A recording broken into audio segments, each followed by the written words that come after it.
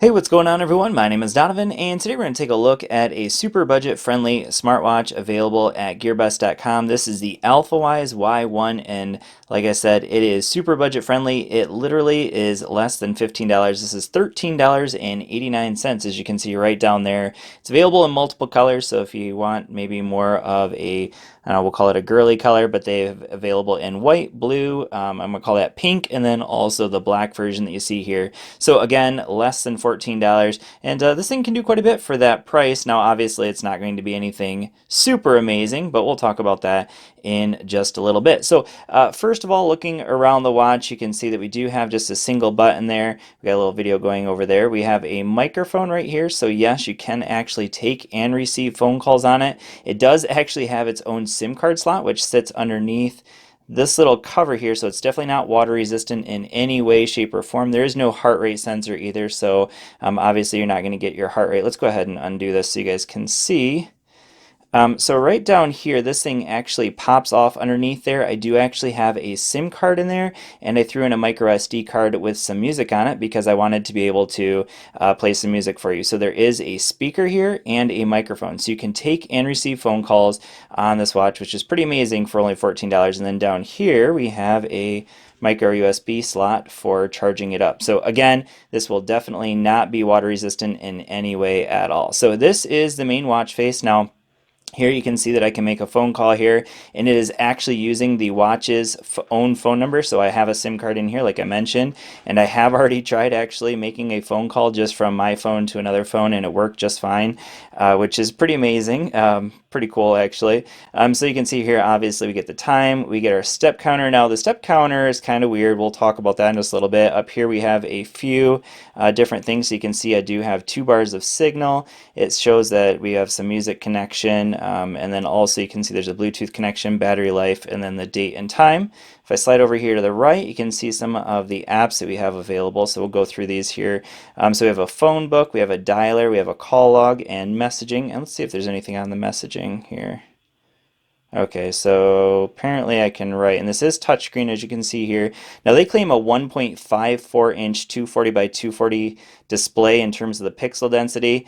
1.54 inches is actually quite large. I'm guessing that's got to be like the full diameter of the watch because there's no way that just this inner circle is 1.54 inches. So just a heads up there, it's definitely not as big as they say. Like here it is compared to my 44 millimeter Apple Watch, and the display is significantly smaller than that, but anyways, definitely not 1.54 inches anyways. So we do have Facebook, a browser, Twitter, and WhatsApp. Now, it'd be awesome if those worked. Unfortunately for me, I'm using a T-Mobile SIM card. I'll show you what happens when I go here. So we have, first of all, I go in there, and it's going to say you're going to be charged. And it'll load, it'll start to load, but then nothing ever happens. So just real quick, let me show you what bands it has. So in case you want to try using it with that, here we go. So here are the bands that it has. So network frequencies, GSM, 850, 900, 1800, 1900 quad band calling. My guess is that's just 2G, which is maybe why I can't actually get anything to load on it. So it's using a MediaTek 6261D CPU, so I'm not real familiar with that CPU, but I'm guessing it's obviously a pretty cheap one. But you can see that it does sort of load, but I've never actually gotten an actual website to load. So while it may have that available, my guess is it's just using 2G, which is basically what you use for phone calls, and that's the reason why it's not actually loading. So anyways, I've never actually been able to get anything to load there. All right, let's go back over here. All right, so we have those available, but again, if they work for you, great. For me, they're not working. We do have anti-loss, so that's going to help you look for your phone. So we have the option of looking for your phone and turning on anti-loss. Basically, that means as soon as you get out of Bluetooth range, it's going to make it vibrate to let you know. So if we do the phone one, we'll go ahead and hit it. All right, so there we go. So my phone started vibrating. You probably can't hear it, but it did start vibrating there. So that's cool. We have our Bluetooth connections here. So I actually have it connected up via Bluetooth to the phone right now, and we'll take a look at that in just a little bit. We have just a couple of settings. So there's some phone settings, some network settings, and I really don't know exactly what these ones are here, but yeah, so we'll just go to always there. And yeah, so I'm not really sure exactly what those are. So maybe that's why I'm not getting it to connect quite right. Oh, it had to reset for that, I think. All right, so then if I slide over here, we have, oh, it's connecting. Hold on. Okay, I had to reconnect because I think it just turned off when I did that. All right, so Bluetooth notification. So that's actually a notification just to show the notifications that I have here on my phone. So that is one of the notifications that it has right now, is that it's connected via this app called Bluetooth notification. We'll keep sliding over here. So we have a secondary reminder. We have a calendar. That's literally just a calendar. It doesn't actually show you your events. We have this QR code. The QR code is to download the app, and we'll talk about the app here in just a moment. We have a pedometer. Now, real important here with the pedometer, it only works when you're actually in the pedometer app. So notice that when I go back to the main watch face here, notice it says 0 steps. I've obviously walked around with the watch a little bit today, but because it didn't actually have that pedometer app going, it doesn't actually show any steps. So that only works when you actually have that going and you hit the start button. So definitely a lot more limited than what you normally get on a smartwatch when it comes to pedometer. That same thing is also true for the sleep monitoring. While it can do sleep monitoring, again, you basically have to go into the app and tell it to start monitoring your sleep. We have some profiles that basically is just going to change the watch face, which as of right now, oh no, these are your profiles for silent and all that. So we'll go ahead and put it on silent because I don't want it to vibrate, or sorry, I don't want it to ring.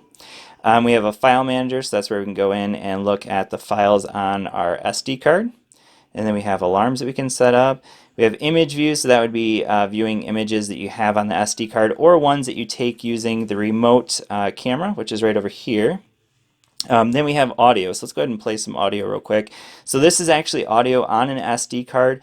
So this is a song that's probably pretty popular here, or at least it was. So it's playing out of that speaker right now, so I'll go ahead and put it up.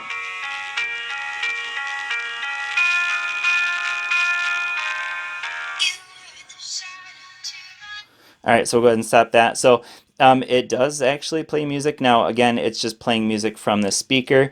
And I did try connecting up some Bluetooth headphones to see if that would work. And unfortunately, I tried 2 or 3 different pairs.